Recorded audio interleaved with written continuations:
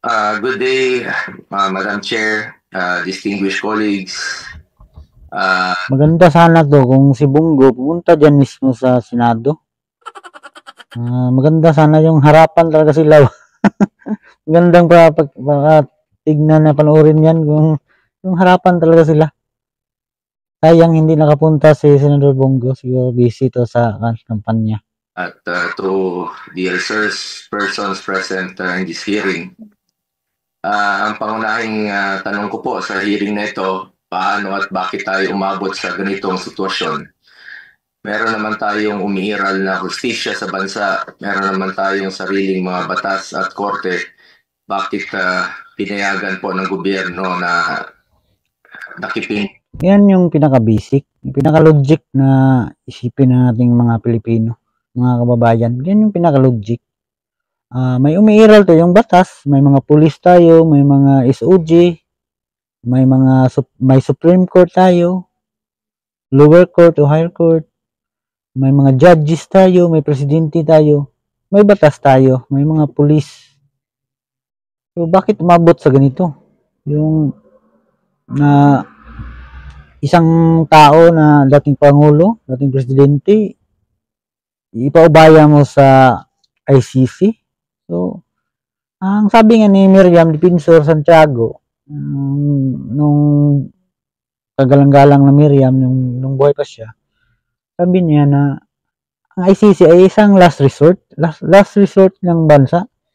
Yung ibig sabihin ng last resort, yung wala ka nang ibang choice dahil halimbawa, yung bansa nyo walang kakayanan ng korte na litisin yung ganyang klaseng kaso.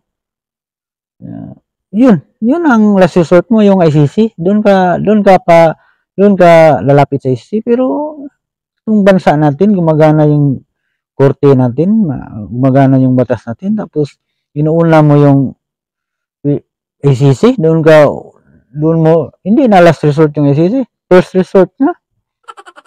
So, wala, kaya ang daming Pilipino nagalit. Halimbawa,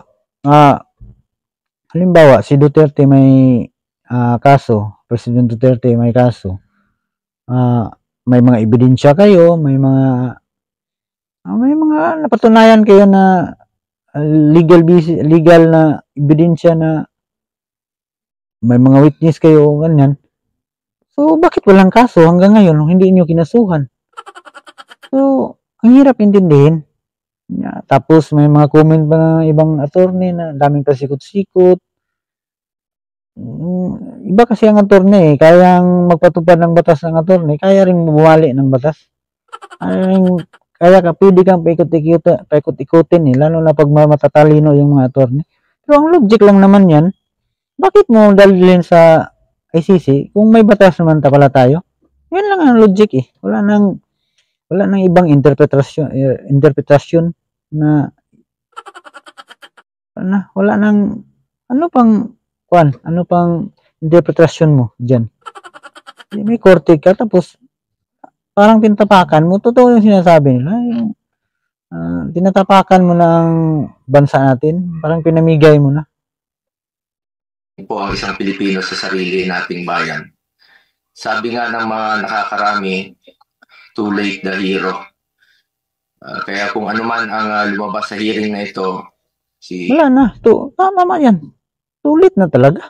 Kahit anong lumabas na hearing nito, makulong man yung sila Tory o makulong man o may pananagutan sila sa kasong habeas corpus o sa Senate hearing na yan, o may makontempt man sa kanila nung magsinungaling, wala nang silbi.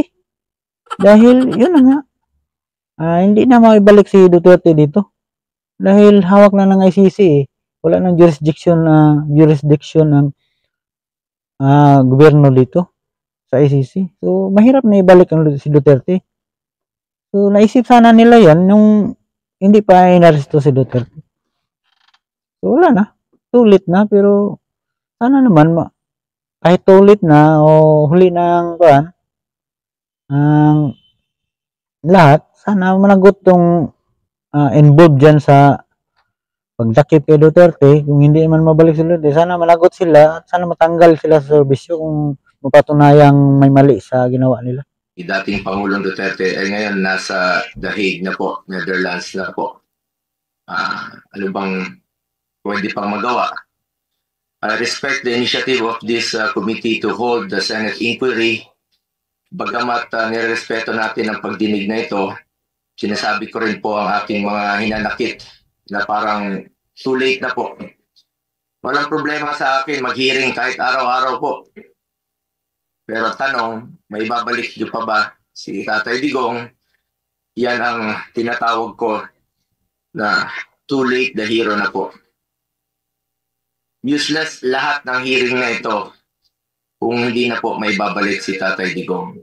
Kung kaya, pakiusap ko lang, kung kaya niyo po siyang dalahin doon in less than 1 day, sa loob po ng 13 na oras, dapat kaya niyo rin po siyang ibalik dito sa lalong madaling panahon. Dahil nangungulila po ang Pilipino at hindi kayang tanggapin ang nangyari sa kanya. Bilang isang mambabatas, nandun ako sa NAIA nung lumapag ang eroplanong sinasakyan ni dating Pangulong Duterte. Hindi po ako pinayagang makapasok. Kasama ko po ang kanyang mga doktor dahil may scheduled medical check-up po siya sa March 12. You may check the records po. Importante masiguro ang kanyang kalusugan dahil 80 years old na po ang dating Pangulo. Pero mukhang hindi ito naisaalang-alang po ng otoridad dahil hindi siya pinayagan na mapunta sa ospital. Hindi nadala ang kanyang mga medisina. Alam niyo po, ako ang nagpapadala ng medisina niya sa bahay niya. Linggo-linggo po yan. Dahil yan po ang pinangako ko sa kanya noon. Bagamat hindi na po siya nakikialam sa akin sa politika. Pero sa kanyang medical, ay yan ang pinangako ko sa kanya na hindi ko siya pababayaan habang buhay.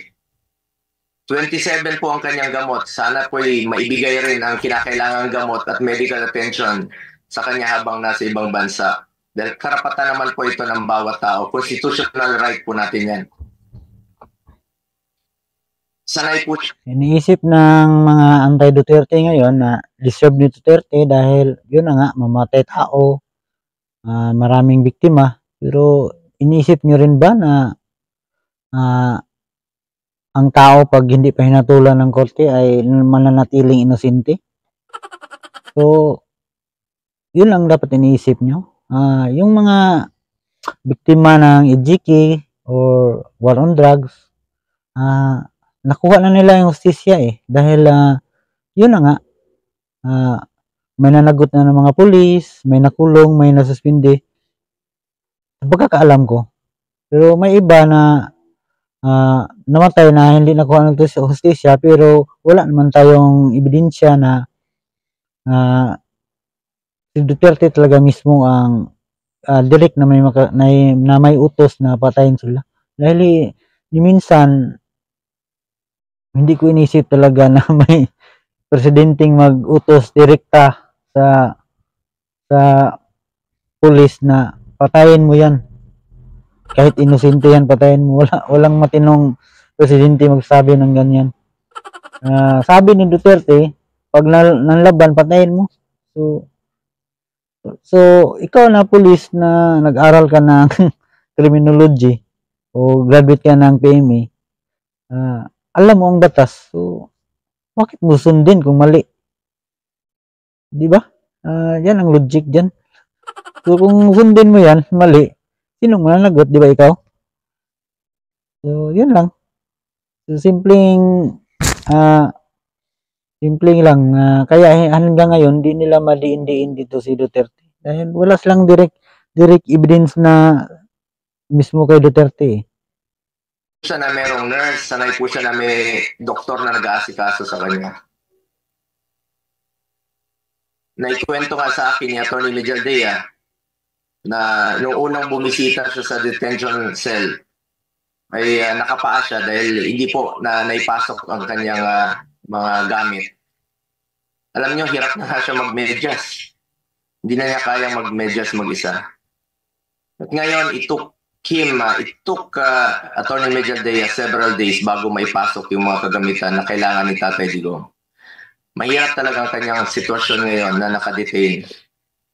Sa unang pagharap ni dating Pangulong Duterte sa ICC, napansin natin iba po ang kanyang pananalita. Marahil ito ang estado ng kanyang kalusugan. Sa totoo lang po, several times na po naobserbahan ko yan noon. Yung kanyang pananalita, ganun yan. Pag hindi po naibibigay sa kanya yung saktong medisina na dapat niyang inumin. Marami na pong karamdaman si Tatay Digong. Sino ba namang 8 years old na walang gamot na iniinom at walang karamdaman? Yun po ang aking kinakatakot sa ngayon, ang kanyang kalusugan at ang kanyang kaligtasan. Kaya hindi ko po maintindihan bakit hindi pinayagan ng mga pulis ang doktor na makita siya. Okay na po ako, hindi niyo po ako pinapasok. Ilang beses po akong nakiusap. Pwede ba akong pumasok, sumunod? Pinababa nga ako sa sasakyan eh. Hindi po ako pinapasok doon sa Villamor Airways. Pero nakiusap po ako na unahin na lang po yung doktor niya at yung ambulansya. Lahat naman may constitutional right to seek medical attention when needed. Lahat ng Pilipino, dating presidente man o normal na mamamayan, lahat ay may karapatan na masiguro ang kalusugan at kaligtasan. Nakakalungkot na isang bagay na ating ipinaglaban para sa Pilipino, hindi maibibigay po sa dating Pangulo na minamahal ng marami. Ganyan ba po ang dapat na trato sa taong minahal ang bayan at minahal din ng taong bayan? Madam Chair, mataas po ang aking respeto sa kapulisan. Lalo na po sa mga babae, mataas po ang aking respeto sa kanila. Noong nakaraang administrasyon, nanumbalik ang respeto ng ating mga kababayan sa kapulisan. Taas noo po ang ating kapulisan, ang ating mga sundalo. As its highest ang respeto sa PNP. Inuna namin ang pagtaas ng sahod ng uniform personnel dahil alam namin kung ano ang sakripisyo ninyo para sa bayan. Ako mismo bilang SAP noon, ako po nangulit noon na may sakatuparan po ito dahil minahal namin ang kapulisan. Ngunit nakakalungkot, Madam Chair, na noong nandun ako sa NAIA, nakikita niyo naman po sa video, nagtanong lang po ako sa PNP spokesperson kung saan kami dapat pumunta. Dahil sabi ni Chief PNP Marbil sa 250 po. Nilapitan ko po ang inyong spokesperson at hindi po ako sinagot, tinakbuhan po ako. Sana naman bilang spokesperson, konting sagot lang naman po. Konting respeto, sumusunod naman po kami sa batas. Hindi naman siguro dapat ipagkait sa atin ang respeto at higit sa lahat ang katotohanan. Sa totoo lamang po, ilang beses na po nagsinungaling si now Brigadier General Jean Pardo. Sana po, Ma'am, bilang spokesperson, totoo lang po ang sabihin mo, alang-alang sa bayan. Your duty is to be loyal to our flag. Si Fajardo yung nagsabi na hindi daw umiyak yung babae. Pawis lang daw yun. Pero kitang-kita naman sa video na umiyak talaga. Mula nga yung ilong at saka pisngi. So sinungaling talaga. And to our country. Minahal namin kayo ni dating Pangulong Duterte. Sana, konting respeto lamang po. Kung nagawa niyo yan sa akin, magsinungaling, mas nagagawa niyo po yan sa ibang tao. Respeto lamang sana. Gaya ng pagrespeto at pagmamahal namin sa uniform personnel. Pangalawang beses na po ito na hindi ka sumagot ng totoo. Sa interview mo, sinabi mo nagpupulas lang ng pawis ang ilang pulis na nakuna ng video na umiiyak habang inaaresto si Pangulong Duterte. Mapigilan mo bang umiyak? Nasasaktan po yan. Doon lamang po tayo sa katotohanan at piliin nyo lang laging magsabi ng totoo alang-alang sa bayan. We must always entrust our loyalty to the Filipinos, to our flag, and to our country. Diyan naman po parating sinasabi ni dating Pangulong Duterte. Mahirap magsabi ng totoo pag ito na ang pinag-usapan. Hirap talaga. Yan ang katotohanan natin mga Pinoy. Duterte sa inyo. Just be loyal to our country and to our flag. Last, gusto nating malaman kung may nalabag ba na proseso ang pamahalaan, nabigyan ba po ng due process ang Pangulo dahil kung seryoso tayo sa pagbibigay ng hustisya, unang konsiderasyon dapat ang karapatang pantao at ang pagsunod sa due process. Sa totoo lamang po, hindi na po tatakbo si Tatay Digong sa inyo.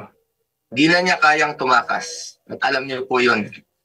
Hindi na niya kaya kayong takbuhan. Dahil hirap na nga siya maglakad, nagsusungkod na nga lang po siya. Imbis na umunlad, bigla tayong umurong. OFWs, pinapauwi natin. Noon, ginagawa natin ang paraan. In fact, si dating Pangulong Duterte, sumusulat yan sa mga king o sa leader ng ibang bansa para makauwi. And even nagre-raise tayo ng blood money para makauwi lang yung mga Yun nga. Sakit isipin na gaya natin, may mga Pinoy nagkasala dun sa abroad, nakapatay, na-involved sa drugs. Kahit anong mga diskarte o gumastos tayo ng pira, makauwi lang yung mga Pinoy para dito na natin panagutin. Pero ngayon, baliktad. Tayo pa mismo ang nagpadala ng sarili nating kababayan at dating Pangulo pa. Tayo pa mismo ang nagpadala doon sa ibang bansa, sa ICC. So, nakakalismaya talaga itong gobyerno na to. babae natin. Pero bakit baliktad niya yan? Bakit isinuko po ang sarili Yan nga, baliktad. nating lahi? Hindi ko lubusang matanggap na siya ay nililiti sa ibang bansa gayong siya ay isang Pilipino. Samantalang mayroon naman tayong maayos na judicial system sa ating bansa Yun na nga. nire-respeto. Kasarinlan yan bilang isang bansa. May sarili tayong batas, Oo. may sarili tayong proseso, may sarili tayong korte at may kakayahan tayong panagutin ang sinumang nagkakasala sa ating bayan. Madam Chair, this is not... Ganyan ang isip ng mga gobyerno. So, tanggalin na lang nila yung judges dito. ICC na lang tayong lahat. now a matter of principle, justice, and humanity. Hindi ba't may sarili tayong sistema ng hustisya? Kapag may Pilipinong nagkasala, dapat tayo po ang husga. We must protect our citizens and we must stand as one. Dagdag pa dito, Madam Chair, mula noon hanggang ngayon, naninindigan naman po si Solicitor General Minardo Guevara na walang jurisdiction ng ICC sa ating bansa. Kung consistent po ang gobyerno sa posisyon na ito na hindi kilalanin ang jurisdiction ng International Criminal Court, bakit hinayaan po nitong ma-implement ng warrant of arrest ang Interpol mula sa isang korte na hindi naman natin kinikilala? Kung wala naman talagang jurisdiction at may warrant of arrest ang Interpol o ICC, sana binigyan muna ng pagkakataon ng gobyerno through the proper authority like judicial court na i-verify o suriin ang validity ng arrest sa warrant. Ang issue na ito ay hindi lamang para kay Pangulong Duterte. Ito ay Tama naman kasi pag may warrant of arrest, dapat iharap sa korte. Yun. Yan lang ang kasimple. Bago ipadala, hindi yung basahan mo na ng warrant tapos diretso mo na dalhin, hindi ka na dadaan sa korte. So, pang-apak yan. talagang usapin sa soberanya ng Pilipinas ang nakataya dito. Alang-alang sa ating mga bayaning nagbuwis ng buhay upang makamit lang ang ating kalayaan. Alang-alang sa ating ngayon na patuloy na inaalagaan ang ating soberanya upang ang ating mga anak at mga anak ng ating mga anak ay mamumuhay ng isang bansa na malaya at nirespeto ng ibang bansa. Ang bawat Pilipino, mataas o mababa man ang katayuan sa buhay, dapat may gobyernong masasandalan na hindi siya pababayaan. Former president man o hindi, karapatan yan, lalo na po pagdating sa kanyang kalusugan, kaligtasan at buhay. Sa huli, bagamat andon si Tatay Digong na buong tapang na hinaharap ang kasong isinampa sa kanya, tulad ng kanyang paulit-ulit na ipinangako, napakasakit po sa dibdib na pagkatapos niya isakripisyo ang kanyang sarili para sa kinabukasan ng ating mga anak at ng bawat Pilipino, ni isang Pilipino ay hindi huhusga sa kanya. Imbis na ibigay sa Pilipino ang paghusga sa mga ginawa ni dating Pangulong Duterte na paglaban sa droga at kriminalidad, sadly, hindi po ganun ang nangyari. Sabi ko nga, para sa akin, Pilipino po ang dapat humusga sa totoong sitwasyon sa bansa. Kung mas nakakalakad na po ba ang ating mga anak noong panahon niya, hindi po nasasaktan, hindi nababastos. Kayo po ang humusga. Pilipino po ang dapat humusga. Minahal tayo ni Tatay Digong. Ginawa niya po ang lahat para sa bayan. Tanda na po siya. Ayaw na nga niyang tumakbong presidente. Pero ginawa niya po ito dahil yan po ang kanyang sinumpaang tungkulin para sa mga kababayan natin Pilipino. Pero ngayon, hindi lang si Tatay Digong ang inialay at ipinamigay ng ating sariling kababayan. Gusto lang inialay at ipinamigay din ito ang karapatan ng Pilipino na husgahan ang ating sariling kababayan at magdesisyon kung Yun nga. Sabi ng iba, ang ipinamigay lang daw ay ang isang individual. Pero sa bansa kasi, kung iisipin mo yung gaya ng Pilipinas, kasama na yung mga tao, hustisya, presidente, ayun, lahat sama na yan sa isang bansa. So, kung may isang Pilipino na ipinamigay mo, ibig sabihin yan, parte yan ng bansa. So, yun nga, tama yung sinabi ni Bongo, pinamigay mo na rin ang dignidad ng ating bansa, sovereignty rights. ano ang mas makakabuti sa ating bayan. As I said, March 11 was indeed the saddest day in our history. Sana po, hindi na po ito maulit. Marami pong nasaktan na Pilipino. Salamat po.